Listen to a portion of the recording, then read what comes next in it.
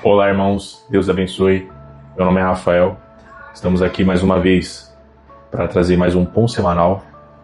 E o tema que eu quero abordar hoje é sobre o chamado de Isaías. O eis-me aqui.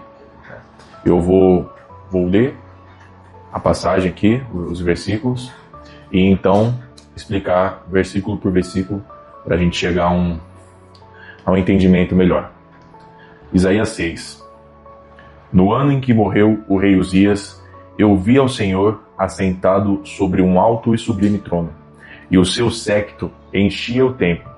Os serafins estavam acima dele, cada um tinha 6 asas, com 2 cobriam o rosto, e com 2 cobriam os pés, e com 2 voavam, e clamavam uns para os outros, dizendo: Santo, Santo, Santo é o Senhor dos exércitos. Toda a terra está cheia da sua glória. E os umbrais das portas se moveram com a voz do que clamava, e a casa se encheu de fumaça. Então disse eu: ai de mim que vou perecendo, porque sou um homem de lábios impuros, e habito no meio de um povo de impuros lábios, e os meus olhos viram o Rei, o Senhor dos exércitos. Mas um dos serafins voou até mim, trazendo na mão uma brasa viva, que tirara do altar com uma tenaz. E com ela tocou a minha boca e disse: eis que isto tocou os teus lábios, e a tua iniquidade foi tirada, e purificado o teu pecado. Depois disso, ouvi a voz do Senhor, que dizia: a quem enviarei? E quem há de ir por nós? Então disse eu: eis-me aqui, envia-me a mim. Bom, para começar, eu quero explicar um pouco sobre o que estava acontecendo ali no reino de Judá naquela época. E quem foi o rei Uzias? Ele foi um rei dos mais notáveis da Bíblia. Ele teve um crescimento muito grande, ele fez que a cidade fosse muito próspera por causa das suas decisões. E enquanto ele estava perante a vontade de Deus, a cidade prosperou, ele ergueu muros, ele fez diversas coisas naquela cidade, naquele reino. Ele tinha um exército gigantesco. E enquanto ele estava perante a vontade de Deus, ele foi próspero. Porém, em um certo momento, Uzias ele é tomado por uma certa soberba, uma certa jactância. E aí ele decide ir até o templo, o altar, o Santo dos Santos, para queimar incenso. Só que esse tipo de coisa era somente para os sacerdotes. Outras pessoas, ninguém poderia fazer aquilo, somente os sacerdotes. Era um serviço único que poderia ser feito exclusivamente pelos sacerdotes. E aí, quando ele chegou ali para queimar incenso, se eu não estou errado, cerca de 80 sacerdotes tentaram o impedir, porque aquilo, eles sabiam que a ordem de Deus, a ordem suprema, era que ninguém entrasse no Santo dos Santos para queimar incenso, além dos sacerdotes, que ele tinha uma preparação toda para aquele momento. Porém, Uzias, com a sua jactância, com a sua ira, já que ele era um grande rei e tinha conquistado diversas coisas, ele se irou. E no momento que ele se ira com os sacerdotes, ele é ferido com lepra. Depois disso, ele tem que viver separado, porque um leproso não poderia ficar no meio do povo. Então, um pouco mais à frente, ele morre. E nesse período, Judá passa por uma crise política, social e espiritual. Porque a crise política era aquilo que nós já conhecemos, onde os maiores afligiam os menores, eram cobrados dinheiros e tinha uma certa extorsão da parte política, da parte de quem era maior, um desvio social, uma crise social, porque estava tendo diversos problemas, e a crise pior, que é a espiritual, que é ali quando Uzias não está mais no trono, o seu filho Jotão, ele foi bem até certo ponto, porém ele não conseguiu estabelecer a mesma ordem que Uzias estabelecia.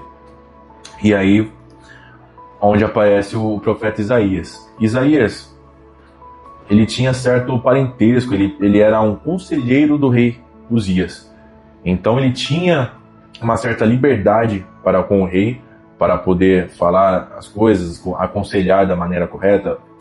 Isaías já havia profetizado, só que o que está aqui em Isaías 6? Conta o chamado, o real chamado, quando ele tem ali uma experiência real com a majestade de Deus.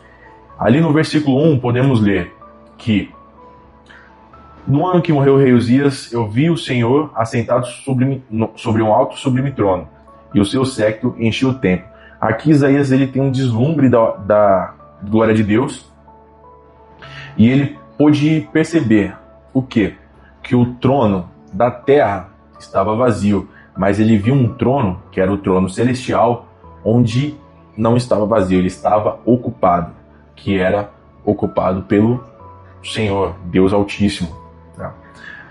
Versículo 2: os serafins estavam acima dele, cada um tinha 6 asas, com 2 cobriam o rosto, com 2 cobriam os pés, e com 2 voavam, e clamavam uns para os outros, dizendo: Santo, Santo, Santo é o Senhor dos exércitos, toda a terra está cheia da sua glória.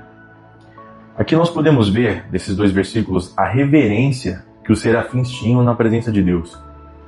Eles cobriam o rosto, cobriam os pés, eles estavam totalmente em reverência. E aqui eles dão ênfase na palavra santo. No hebraico, no grego, quando você repete 3 vezes, é que você quer dar a maior importância, a maior ênfase à palavra.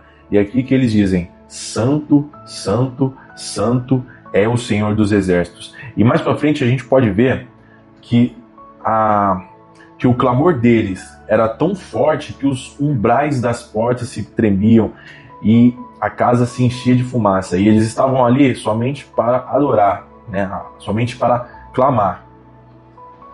Então disse eu: ai de mim que vou perecendo, porque sou um homem de lábios impuros, e habito no meio de um povo de impuros lábios, e os meus olhos viram o Rei, o Senhor dos exércitos.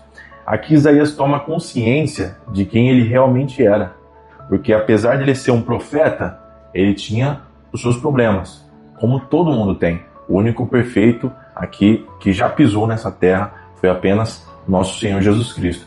E ali ele toma consciência do pecado, e é isso que nós precisamos tomar consciência do nosso pecado. Nós devemos confessá-lo. A partir da nossa confissão, nós recebemos o perdão, e depois disso, nós podemos ter uma experiência real com Deus. E quanto mais próximo de Deus nós estivermos, mais conscientes do nosso pecado nós estaremos. Então, a partir desse momento, Deus poderá nos usar da maneira que Ele quiser. E é isso que nós precisamos. Saber qual que é a vontade de Deus em nossas vidas para que possamos exercê-la da melhor forma. Se é para você ser um diácono, se é para você ser um pregador, um pastor, se é para você ser porteiro da igreja, o que quer que seja, devemos saber, devemos ter consciência da vontade de Deus e fazê-lo da melhor forma possível. E aqui, o que falam aqui em Isaías 6 é um chamado. Isaías já era profeta, ele não estava sendo chamado para ser profeta, ele estava sendo chamado para uma obra diferente do que ele estava acostumado. Porque, imagina só, o povo precisava de uma voz que colocasse ordem em tudo. E o que Deus queria de Isaías? Que ele se levantasse. Mas para ele se levantar e ter a voz para corrigir, nessa passagem, é uma mensagem de correção, porque o povo precisava ser corrigido. E para que Isaías tivesse vida suficiente, experiência suficiente, ele precisava de uma experiência real com Deus. Vamos continuar aqui. E desde momento que ele tem consciência do seu pecado, no versículo 6, um dos serafins, ele pega uma brasa do altar e toca na boca de Isaías. Por quê? Ele disse: ai de mim que vou perecendo, porque sou um homem de lábios impuros e habito no meio de um povo de impuros lábios. Então ele reconheceu que o problema principal dele naquele momento era o que ele falava. O seu problema pode ser outro, diferente, mas basta você pedir a Deus: Senhor, eu sou um homem de lábios impuros. Senhor, eu sou uma pessoa, um homem de mente impura. O meu coração é endurecido. Aonde você falar, aonde você confessar a Deus que é o seu problema, é onde Ele vai agir.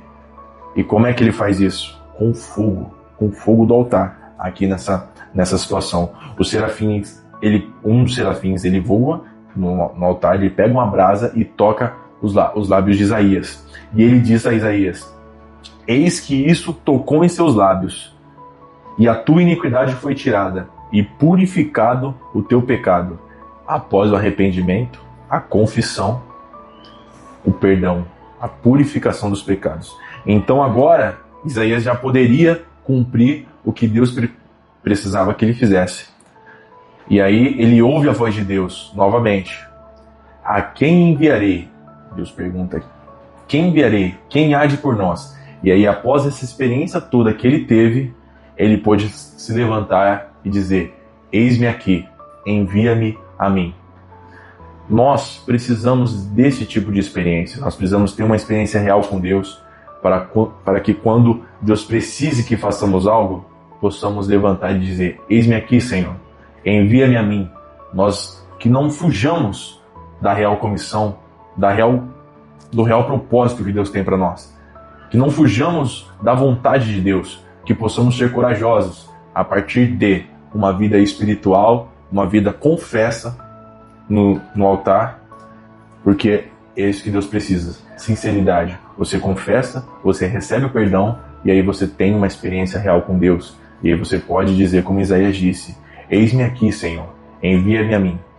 Então esta é a mensagem que eu quero passar para vocês essa semana, que Deus possa abençoar, que nós possamos aprender cada vez mais uns com os outros da palavra do Senhor. Deus abençoe, até breve.